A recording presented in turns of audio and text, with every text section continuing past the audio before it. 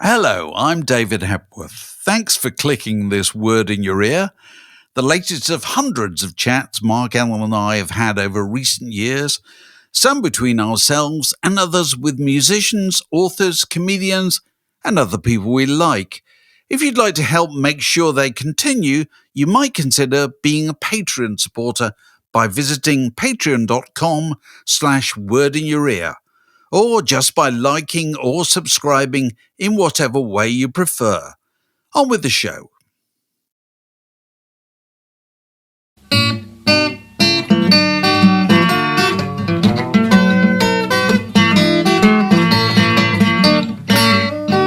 You're listening to a podcast from The Word. So, Mark, have you taken advantage of the very attractive offers to buy yourself a Trump guitar? You've probably read about this.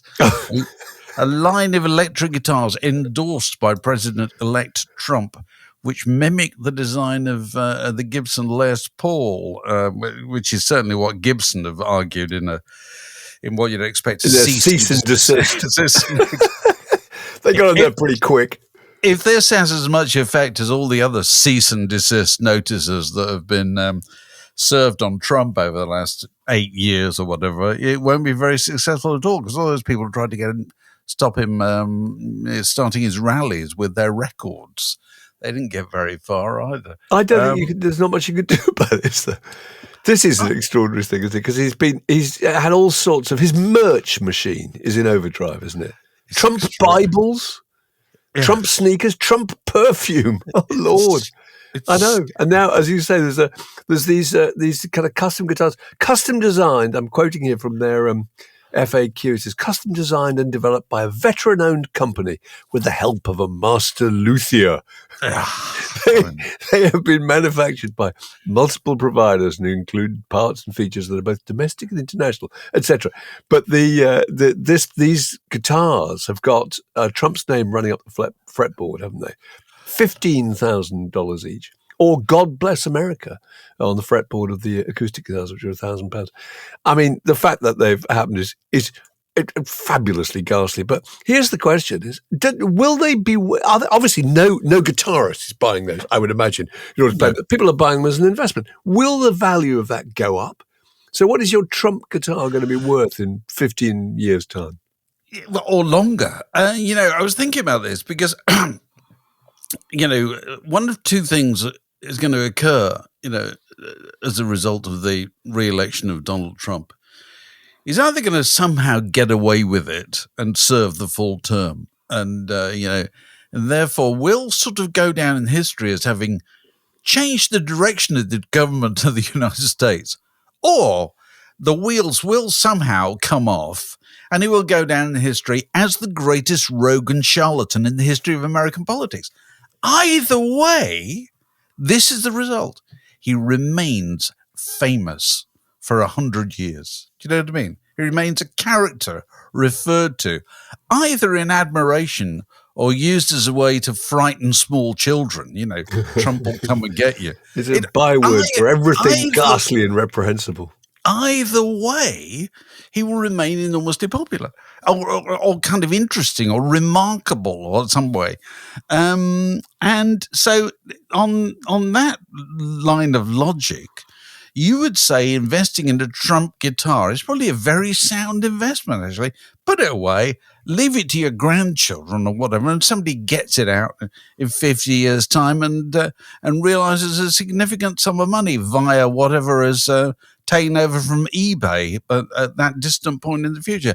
That's my theory. Doesn't that depend on the number that's sold? Because the most valuable kind of Beatles merch, one of the most valuable things was the little plastic throwaway, terrible 4-string nylon string guitar. Do you remember that with the transfers on it? We had them in the UK as well. And those became really valuable because they were so cheap and so popular, and everybody bought them and everybody played them and everybody broke them. And very, very few people put them in their packages up in the attic and thought, that's going to be worth something in 50 years' time. Definitely. Because also it was tacky and undesirable. It wasn't even a very nice thing. And that's the thing that became really valuable. So if lots of people go out as I'm afraid to say, I imagine they probably will actually buy the Trump Les Paul for $15,000. I would have thought that the market might be flooded in X years' time. But yeah, you're right. The point is that he is now absolutely chiseled into the history books, no matter which way it goes. It is. Either way, you'll also get. I guarantee you.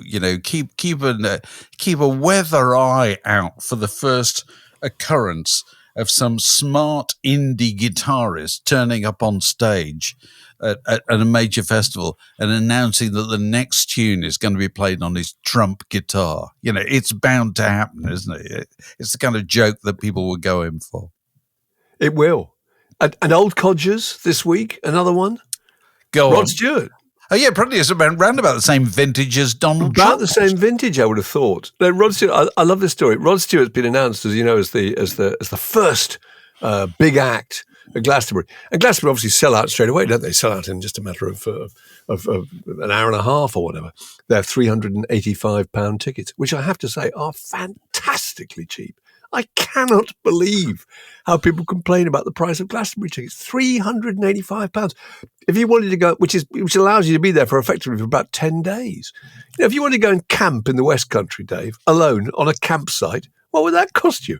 And you're camping and you're then getting all that entertainment 24 hours. All that noise. All the noise to stop you sleeping. I think it's a fantastically good deal. But anyway, I just thought it was so interesting that Rod Stewart was announced. And I mean, obviously, this is just a story picked up by the Daily Mail, but they found various people tweeting about their horror that he is there, and how could anybody under the age of 20 or around the age of 20 be remotely interested in Rod Stewart? And it made me think, actually, that's a good point, because I can't imagine actually that he's on anybody's radar under the age of 40, really. But would I be completely wrong about that? Well, it depends what you mean by radar, that I think it's interesting to think about the age profile of a festival-going audience nowadays. I think I looked into this, and the last time they measured the average age of Glastonbury customers, ticket holders, and they are a different demographic, obviously, from Reading or whatever other ones. The last time they did it was 36.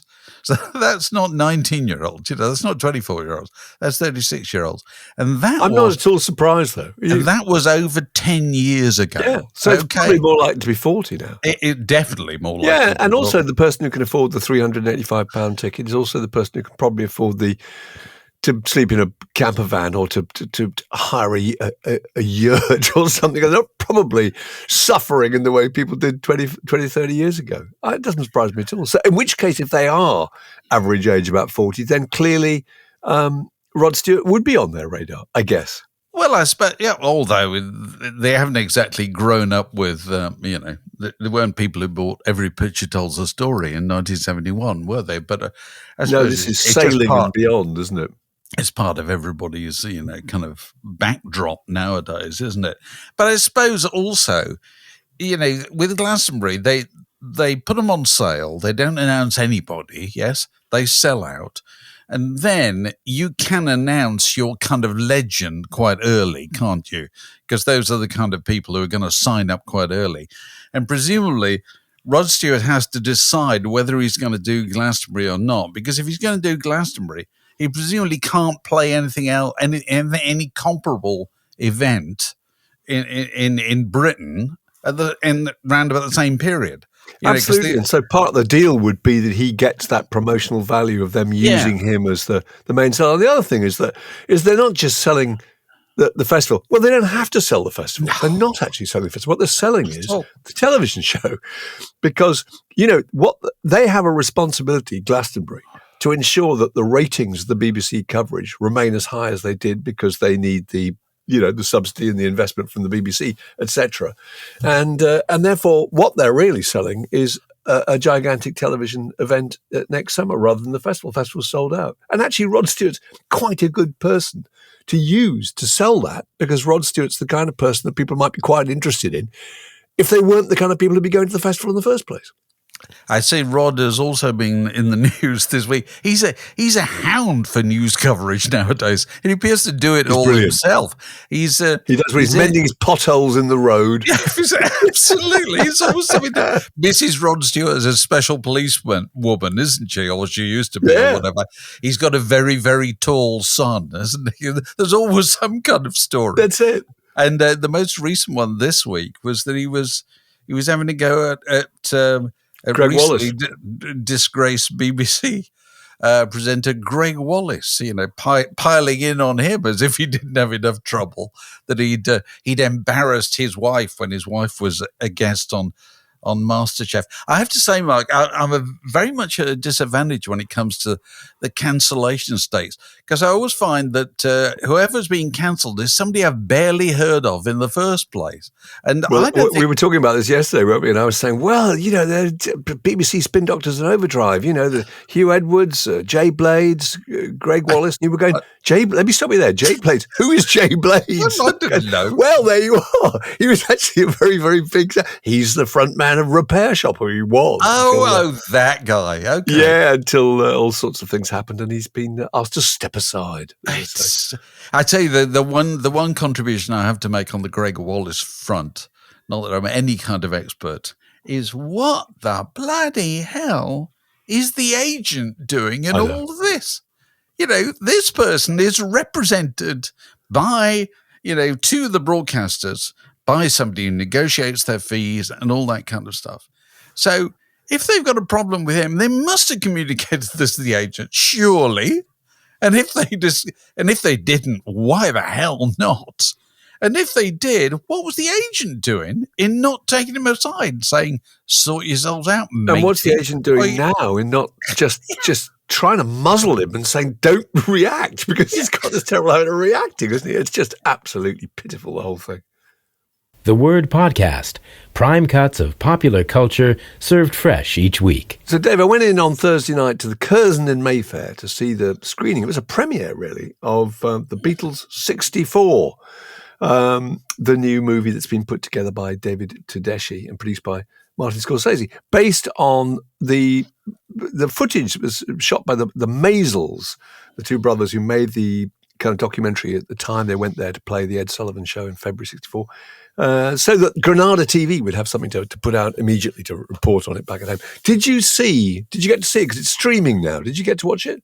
I watched last night. I sat down to watch it, and I watched the first 15 minutes, and then I stopped it as a combination of going to get something to eat and annoyance. You were annoyed? What were you annoyed by? Because this is treading precious close to my heart. This is, because I obviously remember the events of the time of February 1964. Just whatever it was, 2 months after the assassination of JFK, the Beatles go to United States and have this epic welcome, and it is the success to top all previous successes. And this was reflected back to Britain at the time, kind of live via, TV news and so forth. And then the film that the Maisels brothers made was shown back in Britain about a week later, and was such an enormous success and was such an unprecedented thing. It was actually shown again a few days later, which nobody ever did that kind of thing in those days. And so it was a kind of shocking and surprising and delightful moment. And I sat down to watch the film last night, and I felt the opportunity to reproduce that shock and surprise was comprehensively ballsed up by whoever made that film in an absolutely catastrophic way, by starting with a very heavy-handed montage of the Kennedy era leading up to the assassination. And then you get the Beatles kind of arriving. And the first musical thing you hear is some unforgivably insipid acoustic remake of All My Lovin', which is, of course, the first song that they actually performed on American on television. Ed Sullivan. Which just completely bowls up that entire marvelous, dramatic, unrepeatable surprise. And it falls victim to that besetting sin of 99% of documentaries nowadays is they don't tell you the bloody story. They tell you the story that they're going to tell you in the first 10 minutes. They're terrified that anybody might be at any stage unsure what was coming up next, might be not entirely up to speed with all the characters. That is what happens with contemporary documentary. They think the bloody viewer is stupid. They act as if the viewer is stupid. And that just does that to such an extent. In the first 15 minutes, I switched it off, turned on my heel in high dudgeon, and I thought I'd calmed down by the time we got to speak about it. But sadly not. I'm still enraged once again when I think about how he missed the opportunity to just replicate some of that surprise and delight, because this was this was a kind of pop music version of Cortez arriving in South America. You know what I mean? This was a clash of civilizations. They could never be repeated. You can't. You've got to try and reproduce the idea of what America was like at that point before the Beatles arrived, what they were like before they got there, and how the meeting between the two of them changed both of them. And he absolutely doesn't do that. And so I didn't get any further than that. Obviously, I watched the whole thing and enjoyed it very much, but not without criticisms, I have to say. And the basic thing is, they broadly tried to make two films. They had all the footage, which had been reworked by Peter Jackson, made to Get Back.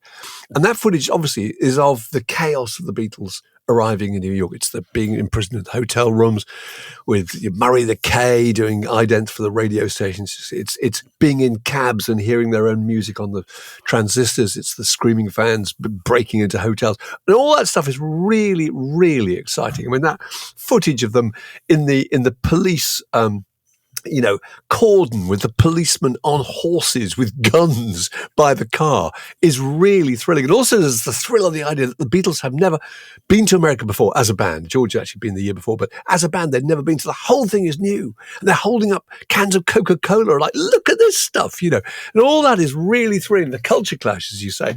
But then having got that footage, they then, of which there's not an enormous amount, and they want to make a feature film, which is 100 minutes long, they think, well, there's another film we can make here, which is to get people's reactions now to why the Beatles were so appealing at the time. And then immediately, of course, it changes gear. It slows down.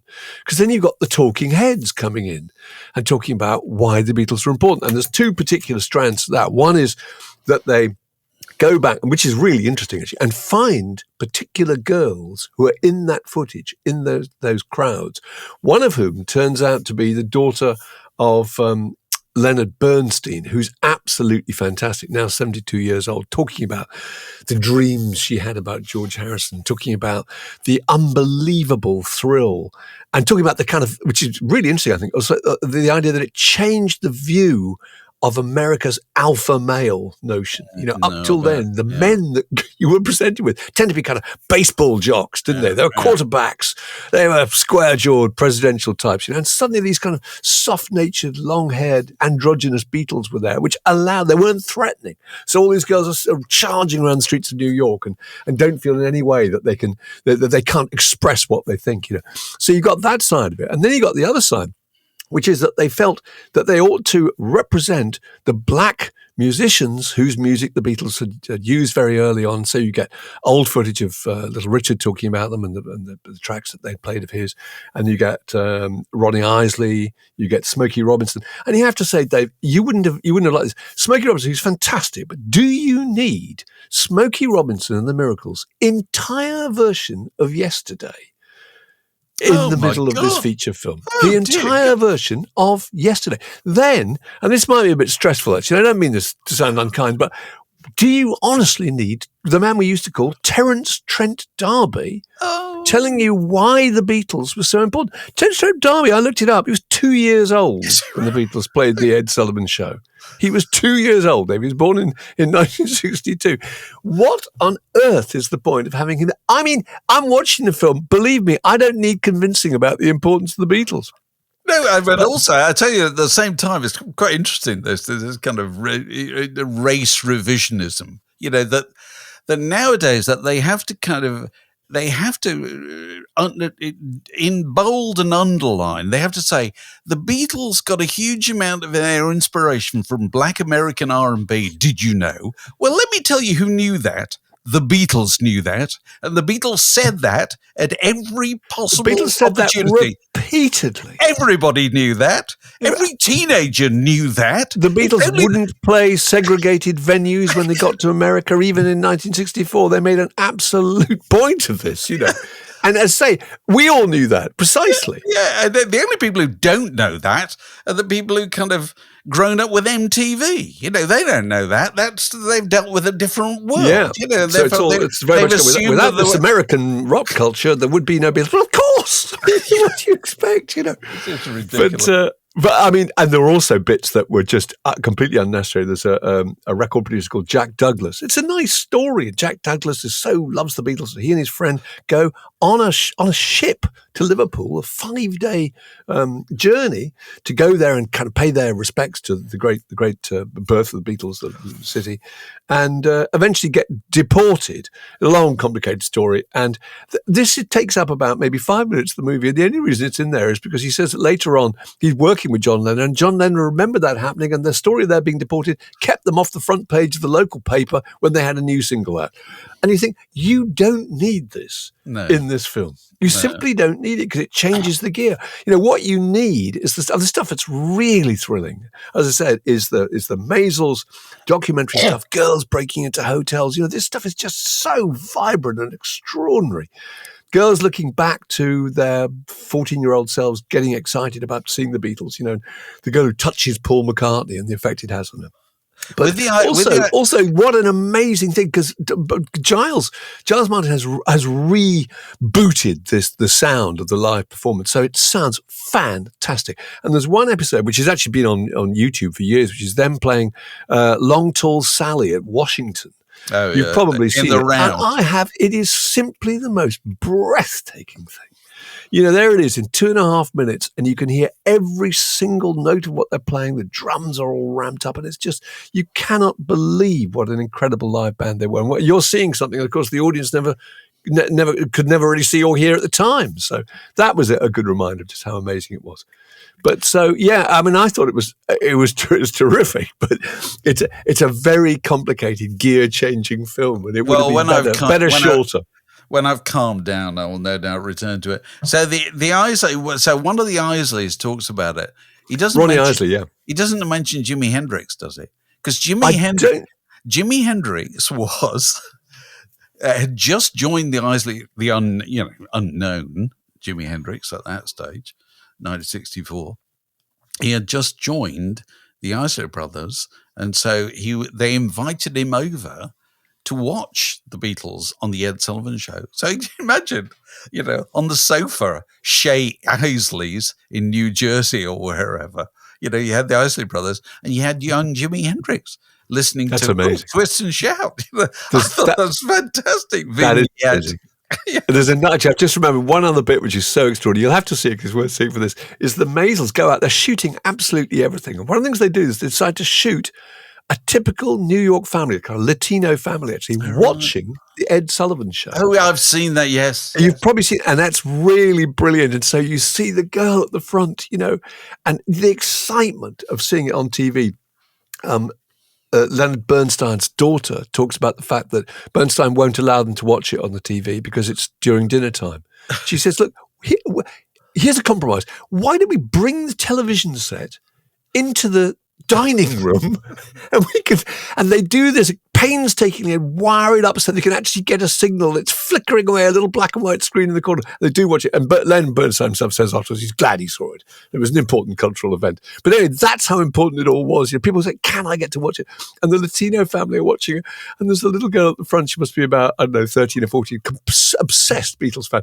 And there's a brilliant bit where the Beatles go off and they bring on the next of a series of dreadful novelty acts, sort of plate spinning comedians or whatever it is, And her crestfallen face, she turns to the television, to the camera and looks back again. It was brilliant. I'd forgotten, of course, that every one of those acts that supported the Beatles was so thrilled that they were on the bill, thinking, this is absolutely brilliant. We're going to be supporting the Beatles. There cannot be better exposure. 72 million people eventually finished up watching or whatever. And of course, the result was completely the reverse. Everybody supporting the Beatles was just loathed and detested because they were waiting for the Beatles. They didn't want these kind of ludicrous people. Now, there's only one exception. There's only one person who played a part in the sporting acts on that edition of the Ed Sullivan Show, who went on to become arguably as famous as the Beatles. And do you know who that was? Well, God, it wasn't Morecambe and Wise, was it? No, it wasn't. They were on a bill. Go on. Davy Jones. Oh, yes, of course. Of the Monkees was part of the cast of the Broadway production of Oliver. That's right. Who also appeared on that show. So he obviously went on to, become. But the rest of them were booted into obscurity. It wasn't quite vigorously. Yeah, it wasn't Sophie Tucker on that show. I think she might have been. Could have been. I sometimes look at that list. Yeah. But it's just worth just touching upon the Maysles brothers and the crucial part that they played in not just this, but the whole idea of the whole idea of popular music documentary comes from the Maysles brothers, who were only recommended to do this job by the director Peter Brook in Britain, who sold them to Granada Television as people who were doing exciting new things with documentary that could get by with low light cameras, i.e. you didn't have to go in there with huge, great off-putting arc lights, and could record sound on the fly.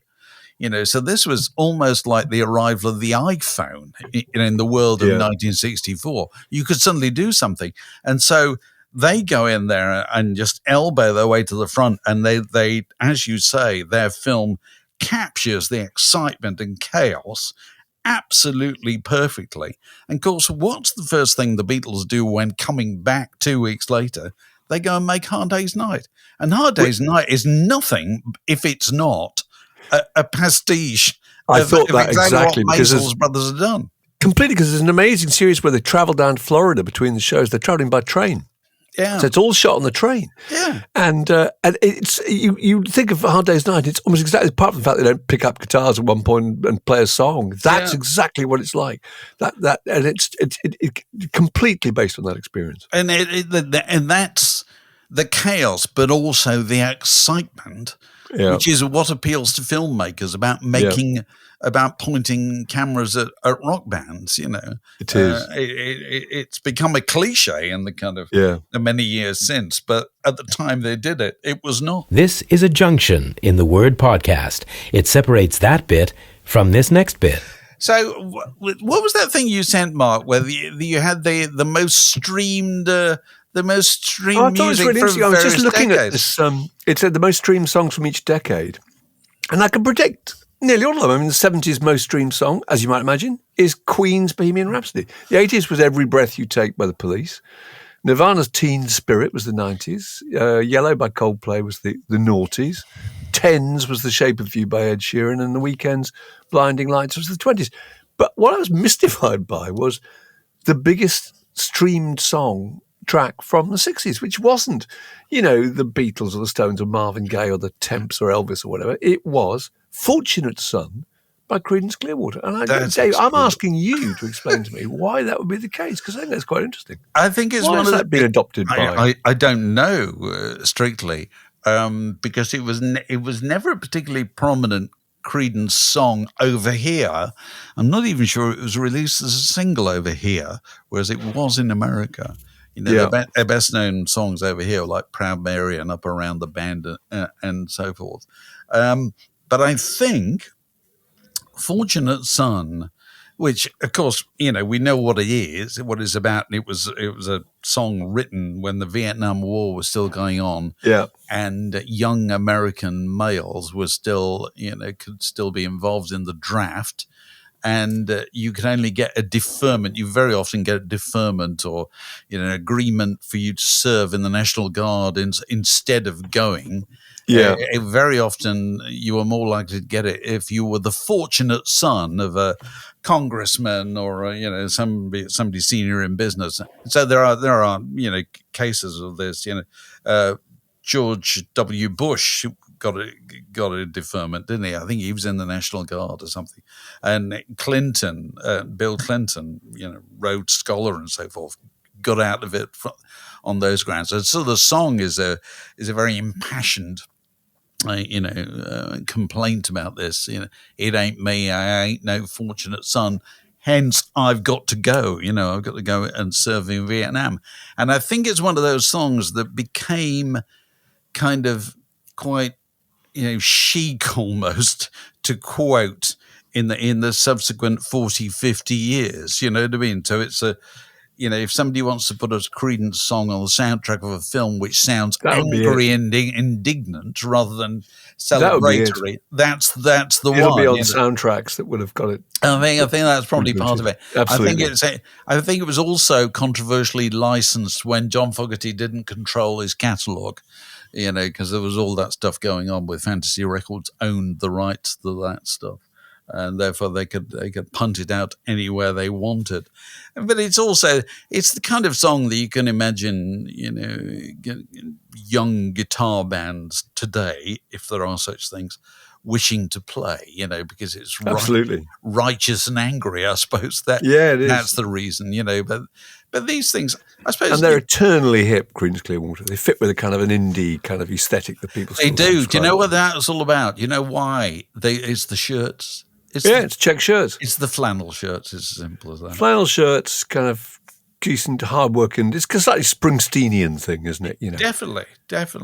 So that would be the reason. The Word Podcast, walking the digital dog since 2007. And that's about all we have time for this week. We have recorded Danny Baker recently, terrific, who's up on our YouTube feed and the audio feed, talking about showbiz, isn't he, Dave? He's back on tour soon and talking about and playing little snippets from old novelty records he likes. It's absolutely brilliant. Let's just say there were no awkward silences. There were no silences. Very grateful for. And Neil Story talking about that wonderful book, The Ireland Book of Records, of the beautiful artwork of Ireland from 69 to 70. And if you are a supporter of ours and go to patreon.com to find out the details, then one of the great assets is that on your birthday, we allow people to come on board with a conversational log to throw on the fire. And on this occasion, it was Dean Roderick. The Word Podcast.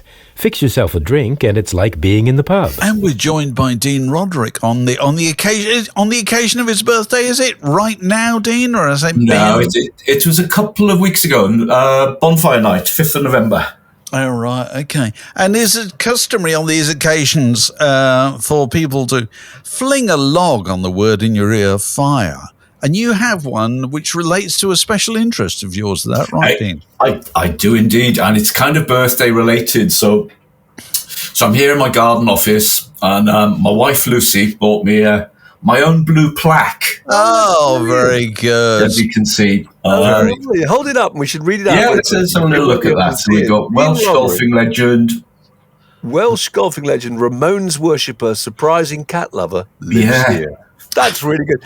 You love the Ramones so much that you have a Ramones garden gnome, is that right? Yeah, I do. I just have a full set, actually. I've got 4 of them. And they're called gnomes. You're very keen on blue plaques. I'm very keen on blue plaques. When I first moved to London, I stayed with my mate Pete in Twickenham on his floor in a 1-bedroom flat. And in order to give him a bit of peace and quiet, him and his girlfriend Michelle at weekends. I used to just hot-footed up to London and sit on a bus, just buy an all-day pass and go where the buses went, basically. And you just see these blue plaques at that height. Yes, you do. And it was wonderful. Yeah. And I ended up buying a book.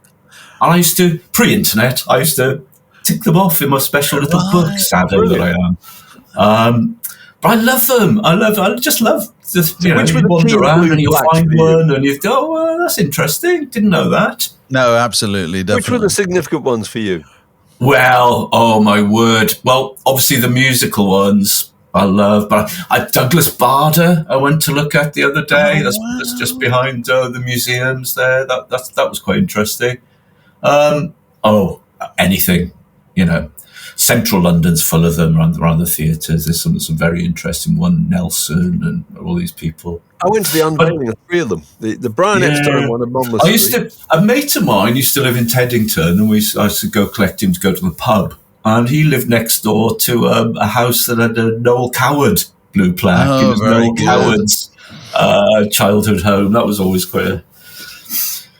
So, go on. What was your point? Well, so a couple of things, really. That there are obviously musical ones that are very interesting for me. So I'm aware of a smattering of blue plaques that are dedicated to individuals, and there are also quite a few on various venues. So, what are you aware of? Which ones do you know? Well, Mark, you've been to the unveiling. Yeah, I went to the black unveiling Brian Epstein's one at Monmouth Street, where his office was. Then Nick Mason and Roger Waters' one at the Regent Street Poly, which was, I think, the first place that the Pink Floyd played. And also, I was at the one that Gary Kemp, I think, unveiled it at Heddon Street. The Ziggy Stardust one for... Oh, yes. So tragically, of course, the phone booth has gone. I walked past... Yeah. Do you know, I walked past that one the other day. Sorry to interrupt. I walked past that one the other day with my 14-year-old son. We were on our way to the Nick Lowe gig at the Palladium. Oh, yeah. Yeah. And I had to point that out to him. And So, talking of where the Palladium is, wasn't that where Brian Epstein's office was? Yes. Right above. Yes. Yeah, that's right. Yeah, isn't there one in Carnaby Street, Dave, as well? I think Don Arden or the Small Faces. There is one. I tell you, there is one. Actually, I think it's a blue plaque where we had Smash Hit's office, which was 52 to 55 Carnaby Street. Proved to be, and I don't think we knew this at the time, the former office of Don Arden, who was managing probably the Small Faces at the time. Yeah. And so that subsequently got a blue plaque. I live in North London. Full of them. And not far from Fortis Green in Muswell Hill, where I'm pretty sure there's a blue plaque on the house that the Ray and Dave Davis grew up in. Down there. And the interesting thing is, further down that road. Now you were asking, I think, where we thought there ought to be blue plaques. I've got a really good suggestion. Further down Fortis Green is a large house on a corner, which used to be where a doctor's surgery was, where Simon Nicol, a Fairport Convention, lived there. And they used to rehearse in there. And so that is still known as the Fairport Convention House to everybody in the area. Yeah. And the house is called Fairport. That was the original name of it. That's why the band was so called. And so I think a blue plaque there, just further down the same road that the Kinks were along, would be a really good idea. That's my suggestion. I was thinking that one because I was thinking, which ones...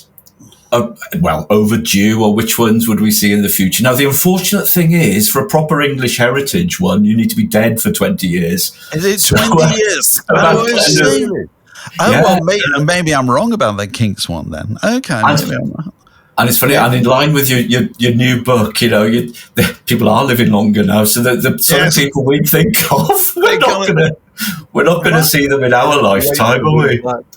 Have they got one where Mick and Keith met up again? Was it Dartford Railway Station? Dartford Railway Station. What you'll probably find is that is that British Rail or Harp Lager or somebody like that have come up with their own kind of version. I think I saw one on Crew. Was it not Crew? There was when I used to live in Preston, and we stopped on the way home once. There's one to Paul Simon, where he wrote Homeward Bound. And people always argue about whether it's Crew or Witness, or I think it's Witness. The plaque is Witness, definitely Witness. I think it probably is. And there are a few. I mean, there's a smattering of venue-related ones as well around London, isn't there? There's oh God, it used to be called the Venue. Is it called the Scala now?